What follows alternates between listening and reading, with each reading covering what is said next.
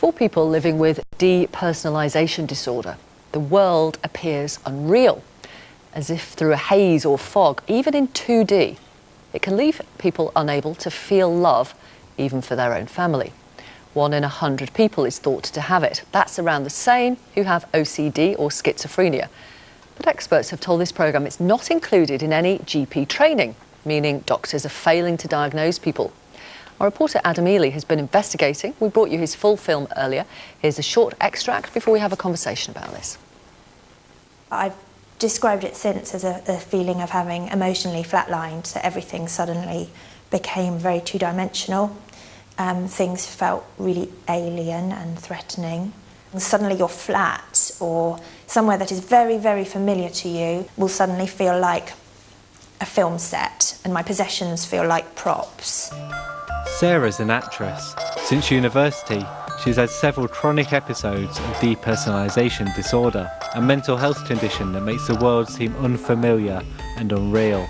It's often triggered by moments of acute stress or trauma and is estimated to affect 1 in 100 people, more than 600,000 in the UK. One of its symptoms is a numbing of emotions.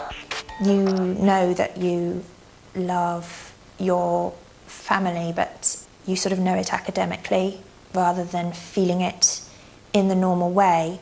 Despite it being as common as conditions such as OCD and schizophrenia, medical professionals are failing to diagnose it. I've seen possibly up to 20 people over the years who haven't known what I was talking about. Community psychiatric nurses, GPs, therapists, private therapists, counsellors. They haven't heard of it. It's not part of their training, it's not part of their vocabulary. She eventually got a correct diagnosis, but only by looking up the condition herself. And this was only part of the issue. There's only one specialist clinic in all of the UK, and access to it on the NHS requires funding from your local clinical commissioning group. Even with a diagnosis, and having been treated previously for the same condition, Sarah's latest attempt to find help became a struggle. The process had taken over a year when she neared crisis point. The referral process is really, really onerous and stressful in itself. I had to prove there wasn't something else wrong with me. The local team have to be absolutely sure that you don't have something else wrong with you, that you're not self-diagnosing. It's so different to how you would be treated if you were presenting with a physical condition that caused you to suffer profoundly. We can now speak to Jane Charlton, who lives with the condition and is campaigning for more awareness. Leanne Highland is with us. Leanne developed the disorder aged 13 and did not leave the house literally for 2 years, did not go out of her own home. And Dr. Elaine Hunter is here, who you saw in Adam's film, who runs the UK's only specialised service for depersonalisation disorder at the South London and Maudsley NHS Trust.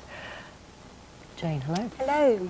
What are you feeling right now? What are you experiencing right now? So on a day-to-day basis, I will feel removed from life, essentially. So I'll know that I'm existing and I'll feel that I'm functioning, but I won't be living, as it were.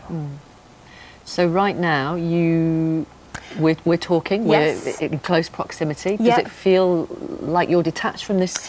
Very much scenario? so. It feels slightly like I'm slightly withdrawn from you. My point of focus is very much on you, and I'm sort of losing a little bit of the periphery. And I'm just almost like I'm up in the corner of the room somewhere, looking down at what's happening. Okay. I think that's a really strange thing about depersonalisation disorder, is that I think you appear as though you're functioning quite well, and possibly those around us think we are functioning very well. And certainly, if you look at photos of me at periods of my life when I've been very unwell, you would probably see me looking very happy and smiley and like I was participating, engaging in life, and I absolutely wasn't at that point at all. Okay, so you're able to laugh along in social situations and appear as though you're part of it. Yes. But you absolutely don't feel that you are? No, absolutely not at all. And it's almost a little bit like a learned behaviour now, I think, for me. I have a slightly different frame of reference from, I think, those that don't have depersonalisation disorder, and I've learnt what is happy, what is sad, what is difficult for them, and I try to react appropriately to that. But essentially, I don't feel like I'm participating or engaged in life, even though I'm functioning. Have you ever been in love? Yeah, so that's quite an interesting question, because I think Sarah, that we saw on the introductory movie just there, she experiences depersonalisation as a sort of emotional flattening, whereas I tend to be more on the kind of anxiety side of the spectrum. Right. So I really feel a lack of clarity and a lack of control, and a lack of kind of control over my future, but I still feel emotions in the same way. So if you gave me a huge slice of chocolate gâteau right now, I'd be, I'd be perfectly happy to. Yeah. To and it would be genuine happiness. You would. Yes, tempered. Okay. Tempered by the fact that I'm always experiencing this sense of detachment. Okay. But yeah, it would. Why, in the scheme of things, with everything that's going on in the world, why is it a bad thing that you experience this detachment? Yeah, interesting question. I think you could essentially say, if you're still functioning, what is the problem Which here? you are. You've got a great job, you're confident at work, etc., etc. Yeah, indeed. I think essentially you lose any feeling of control over your own life. It is just happening. You are just existing, but you are not living. And I think that for anybody out there, that would be a particularly difficult to, well, A, to understand, to process, and then B, to live with. Right. How did it begin? What triggered it, as far as you know? So, 2001, I was 18 years of age, I was in first semester at university, and I took cannabis. And it was almost like a never-ending trip from there. I didn't come out of that. Elaine might talk about it a little bit more in a moment, but I think cannabis is quite a common trigger for depersonalisation disorder. And I think what's important to stress there is that my first episode was 3 years long, and that is 3 years, 24/7, feeling detached. So you don't sort of drift in and out of it. It's a continuous feeling. And in fact, for me, I don't know about for others, but for me, I even feel depersonalised in my dreams. Wow. So you essentially never get a break from it throughout that entire time. And I know from Adam's film that it's a long time before people like yourself are diagnosed, because people don't know about it. Yeah, I think, that's a really important point. So for me, it was a 2-year process to diagnosis. When I did get diagnosed, it was a psychiatrist saying to me, oh, so you have symptoms of depersonalisation.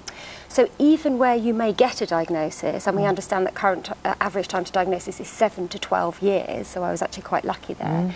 Even when you do get that diagnosis, psychiatrists, psychologists, GPs only seem to be aware of it as a symptom of another disorder, and then perhaps seek to treat something else like anxiety or depression, when actually the primary distressing experience is the depersonalisation itself. Okay, I've got some emails here, and I want to bring in Elaine to talk about treatment, possible treatment, and also Leanne, of course. Let me see. Diane says, just watch your piece about depersonalisation disorder and I am in tears.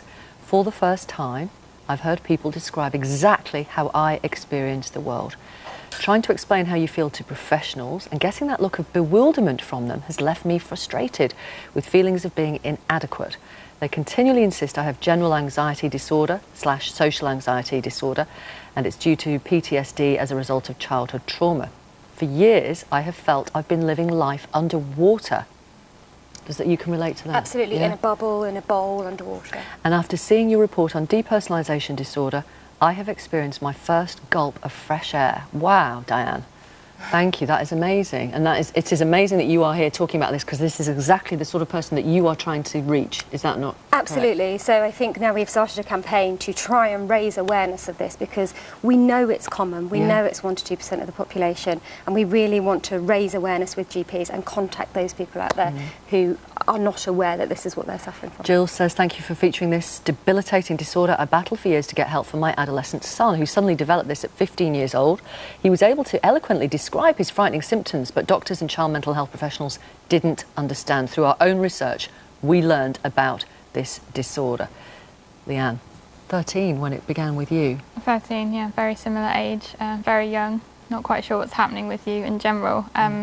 then obviously these kind of terrifying symptoms just began at a time of change in my life. I just kind of moved house and school, and for me it was like a switch had flicked almost. They just kind of came on out of nowhere. Everything became very disorientated, very unreal, very dreamlike, and I wasn't sure what was happening to me. Why weren't you able to leave the house for 2 years? Basically, the depersonalisation caused a lot of anxiety in me, and it's to such an extent that I would wake up in the morning feeling very nauseous, having panic attacks for up to kind of 12 hours a day, all the way up until I went to sleep again, because the feelings were that horrendous that it was traumatising. Have you recovered? I haven't recovered. I still live with this every day. For me, it's been chronic for 13 years. I've had no temporary kind of relapse or anything like that. But yeah, I mean, I haven't recovered, but I'm learning to live with it. To manage I've put in a lot of things in place to help me cope with it. So. Okay. Elaine, is this about managing the condition? Will it always be with somebody, or can they recover?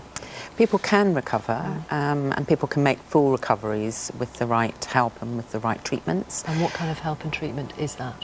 So people have an option. They can either look at medication, and there's no one particular drug that is particularly helpful or designed for depersonalization disorder, but sometimes a combination of medications can be helpful.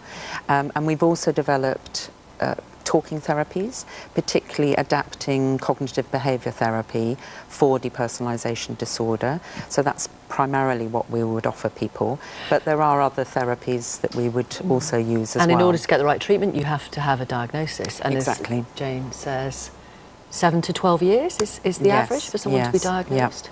Because GPs aren't taught about this. They don't learn this in and that's really what we need to do, is really raise awareness in the general public, so that if people start experiencing these symptoms, they know what it is, and also family members would know what it is and can help their family and loved ones, but particularly within the health professions. So GPs knowing what it is, and just really being able to identify some of those core symptoms that are quite unique to depersonalization disorder.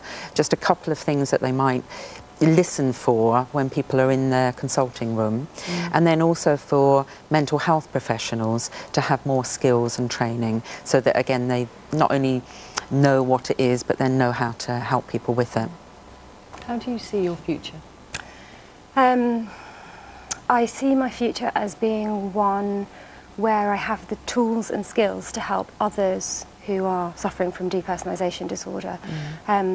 I hope that doesn't mean that I'll be suffering from it for the rest of my life, but that at present is my priority, especially for young adolescents who can't get any treatment until the age of 18 and have no diagnosis. And how do you see yours, Leanne? Quite positive, to be honest. I really have kind of built myself up over the years to be able to deal with this on my own. I've kind of accepted that even if I have it forever, then that's okay. It doesn't impact my happiness. It's not something I really think about on a daily basis anymore. And I'm still able to achieve everything that I want in life. Okay. Well done. Thank you so much for coming on the programme. Thank you, Elaine. Well done. Thank you so much, Shane. You've done an amazing job in raising awareness. All of you, you really have. Christine says, thank you for talking about this subject. My 32-year-old son has mentioned the symptoms which you have described on your programme today. The doctors need to be made more aware of this for diagnosis and treatment. And hopefully this will lead to people getting help. Thank you very much. Thanks for your company today. We're back tomorrow at 9.